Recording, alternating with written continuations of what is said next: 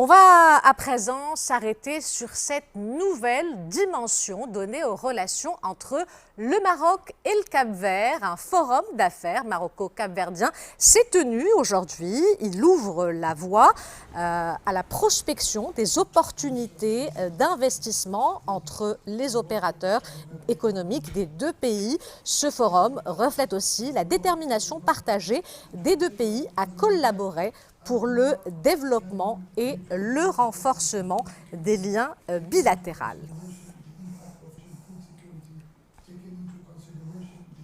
Alors comment le Maroc et le Cap-Vert envisagent l'avenir et comment s'est déroulée cette rencontre? On va tout de suite en parler avec le président de la commission Afrique de la CGEM, Abdou Diop, qui est l'invité de ce journal. Abdou Diop, bonsoir et bienvenue. Bonsoir. Alors pour commencer, tout simplement, comment d'abord s'est passée cette journée?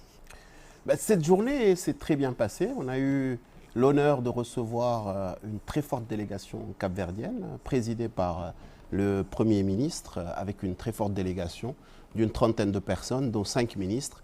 Et bien sûr, donc nous avons accueilli au sein de la CGEM cette très forte délégation pour voir comment justement instaurer des bases d'une relation économique fructueuse entre le Maroc et le Cap-Vert. Est-ce qu'on peut dire que dans le contexte mondial actuel, les pays du continent sont appelés à coopérer davantage, à se rapprocher davantage?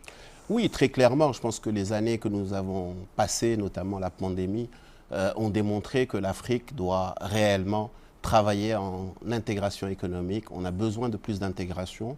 On a mis les bases avec la zone de libre-échange continentale africaine. On doit renforcer cela par des choses concrètes parce qu'il ne faut pas que ça reste uniquement de la théorie.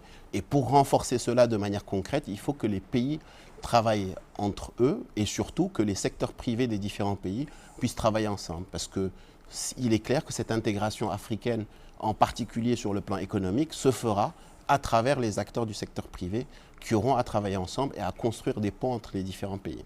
Alors, ce forum est une plateforme qui a bien évidemment, j'imagine, permis d'identifier des pistes de coopération. Quels sont les domaines prioritaires entre les deux pays? Oui, il est clair que souvent on n'a pas en top of mind le Cap-Vert lorsqu'on pense à se développer sur le continent. Or, clairement, le Cap-Vert présente beaucoup d'opportunités.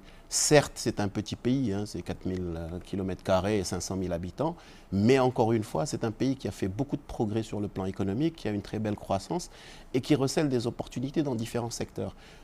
Naturellement, on pense toujours au tourisme. Oui, le tourisme au Cap-Vert est un pays très touristique, avec encore beaucoup de potentiel en termes d'investissement touristique pour accueillir justement ces touristes sur ces belles plages et sur ces belles côtes, mais également toute l'économie bleue et en particulier la pêche, l'aquaculture qui constituent des opportunités très intéressantes.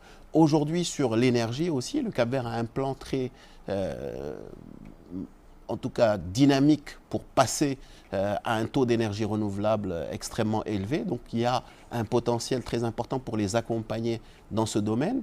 Ne l'oublions pas aussi, le Cap-Vert est un pays où beaucoup de langues se côtoient, hein, le portugais, l'anglais, le français. Donc sur le métier d'offshoring, c'est une belle opportunité en termes de relais pour toutes nos entreprises en matière d'offshoring, mais aussi sur des secteurs comme l'agroalimentaire. Il y a un plan très dynamique en matière d'agroalimentaire, l'habitat où aussi il y a quelques opportunités. Donc oui, il y a un potentiel très intéressant que les entreprises marocaines peuvent saisir pour travailler justement main dans la main avec le Cap-Vert. Et c'est un peu le but de ce forum, c'est de poser les bases de cette coopération.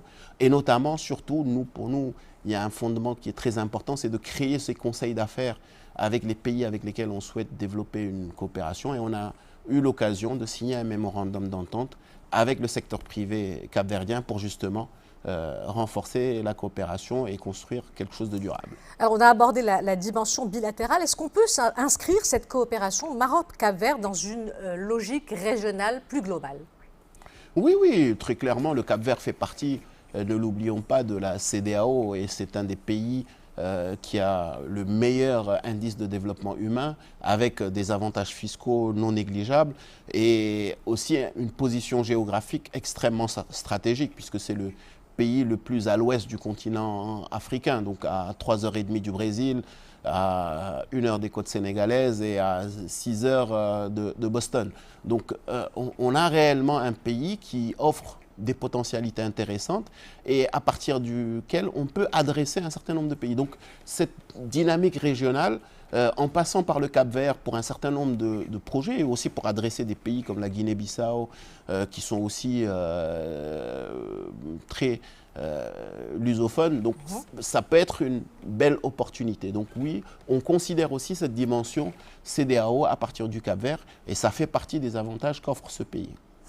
Abdou Diop, merci d'avoir partagé avec nous toutes ces retombées du forum économique entre le Maroc et le Cap-Vert. Et merci surtout de nous avoir rapprochés du Cap-Vert. Merci à vous et j'espère que beaucoup de Marocains prendront les prochains vols pour déjà découvrir ce pays parce que c'est un très beau pays. C'est vrai que c'est une très très belle destination. Merci Abdou Diop.